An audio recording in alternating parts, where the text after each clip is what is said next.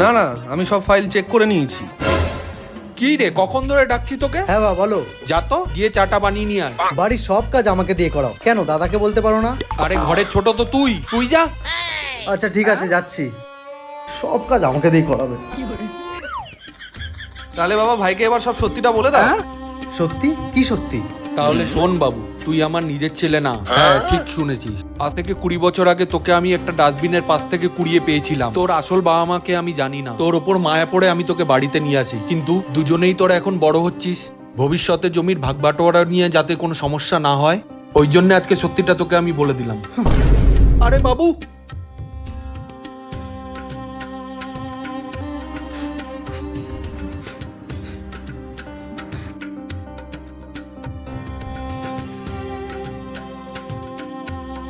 আমাকে ক্ষমা করে দিস বাবু, সত্যিটা তোকে অনেক আগেই বলা দরকার ছিল। আসলে পরিস্থিতিটাই এমন ছিল। এতদিন এই সমস্ত কথা আমাকে বলনি, আজকে যখন জমির ভাগ বাটোয়ারা করতে হবে তখন আমাকে এই সমস্ত কথা বলছো।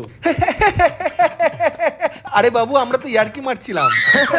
বাবা তোমায় বলেছিলাম না ভাই আর কিটা বুঝবে না। মজা করছিলে? আরে হ্যাঁ হ্যাঁ হ্যাঁ